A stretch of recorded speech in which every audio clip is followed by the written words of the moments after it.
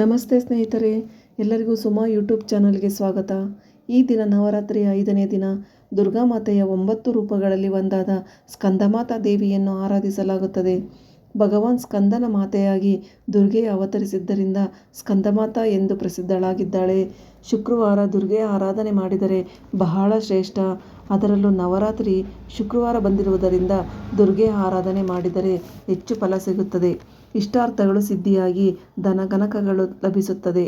ಈ ಅವತಾರದಲ್ಲಿ ದೇವಿಯು ಸಿಂಹದ ಮೇಲೆ ಕುಳಿತು ಒಂದು ಕೈಯಲ್ಲಿ ತನ್ನ 6 ಮುಖದ ಸ್ಕಂದ ಎನ್ನುವ ಪುಟಾಣಿ ಮಗುವನ್ನು ತೊಡೆಯ ಮೇಲೆ ಕೂರಿಸಿಕೊಂಡಿದ್ದಾಳೆ. ತಾಯಿಗೆ ಈ ರೂಪದಲ್ಲಿ 4 ಭುಜಗಳು, ಬಲಗಡೆಯ ಮೇಲಿನ ಕೈಯಿಂದ ಸ್ಕಂದನನ್ನು ಹಿಡಿದ್ದಾಳೆ. ಬಲಗಡೆಯ ಇನ್ನೊಂದು ಕೈಯಲ್ಲಿ ಕಮಲದ ಪುಷ್ಪವನ್ನು ಹಿಡಿದುಕೊಂಡಿದ್ದಾಳೆ. ಇನ್ನು ಎಡಗಡೆಯ ಮೇಲಿನ ಕೈಯಲ್ಲಿ ವರಮುದ್ರೆ ಇದ್ದು ಅದು ಎಲ್ಲ ರೀತಿಯ ಭಯಗಳನ್ನು ಹೋಗಲಾಡಿಸುತ್ತದೆ. ಈ ತಾಯಿಗೆ ಹಸಿರು ಬಣ್ಣದ ವಸ್ತ್ರದಿಂದ ಪೂಜೆ ಮಾಡಲಾಗಿದೆ.